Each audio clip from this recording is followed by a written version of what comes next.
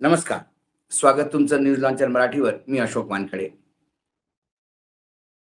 कित्येक वेळा नव्हे तर हे मागच्या काही 1-2 वर्षात कितीतरी वेळा जेव्हा मोदी सरकार कचाट्यात सापडतं, तेव्हा न्यायपालिका त्याला मदत करायला पोहोचते.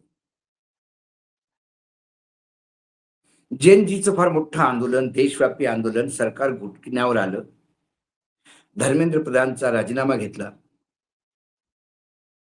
धर्मेंद्र प्रधानचं फार स्वागत केलं सगळ्यांनी, की जसा तो काही फार मोठा शूरवीर कारगिल मारून आला. कारण सरकारला त्याचा राजीनामा घ्यायचाच नव्हता. अजूनही सरकारला वाटतं ती चूक नाही झाली. पण राजीनामा कशामुळे घेतला?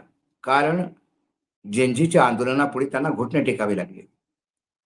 तिथेच आंदोलनकारींनी जेव्हा फायनल ड्राफ्ट ओके केला आणि त्या फायनल ड्राफ्टवर 3-4 त्यांच्या मागण्या होत्या. त्यातली एक मागणी धर्मेंद्र प्रधानचा राजीनामा, तो त्यांनी केला.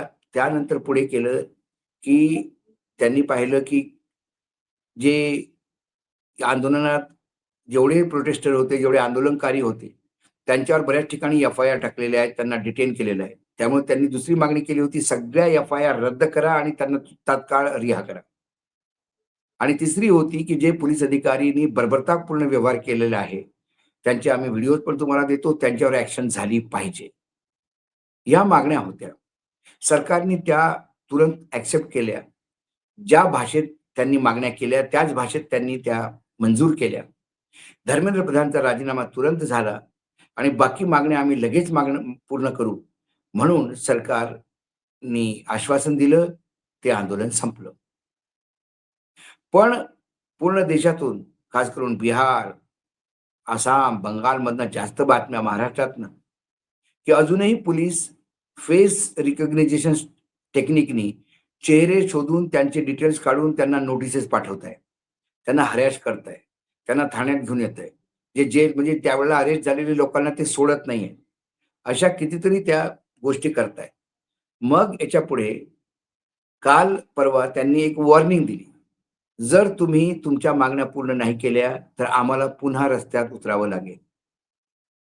याच मधात सुप्रीम कोर्ट ॲक्टिव्ह झालं.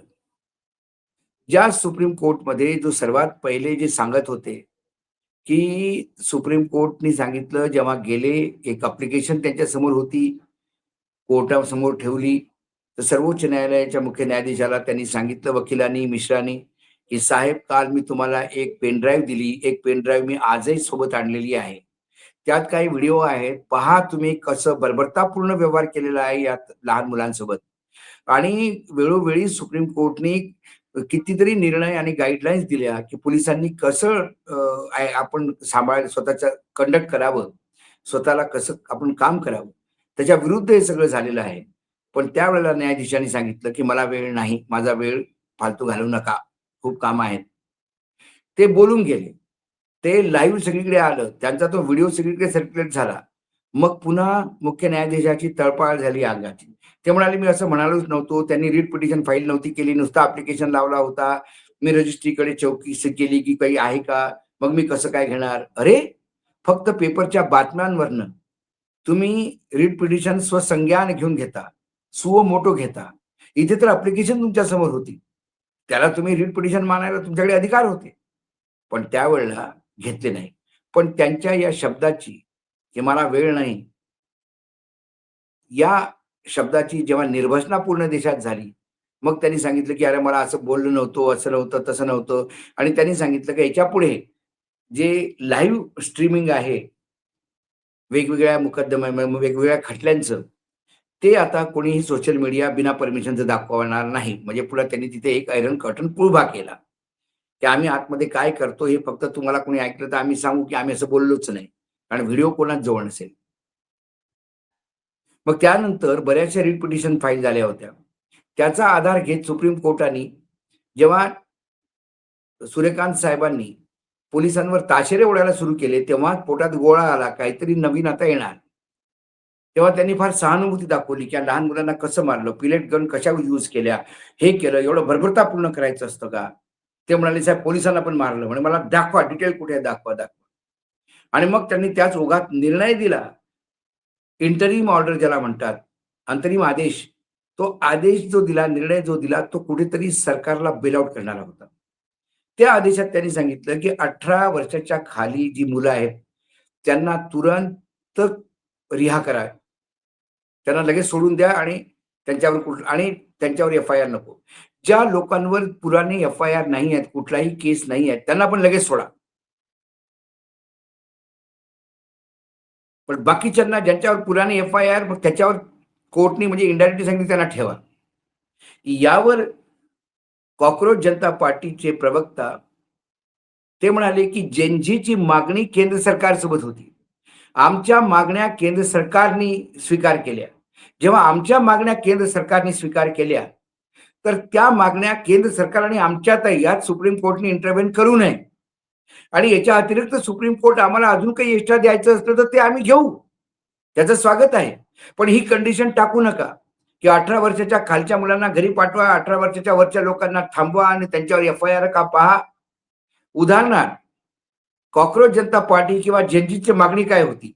या आंदोलनाला घेऊन जितके केसेस लागलेले आहेत, खासकर या आंदोलनाला घेऊन, त्या एफ-आय-आर रद्द करा.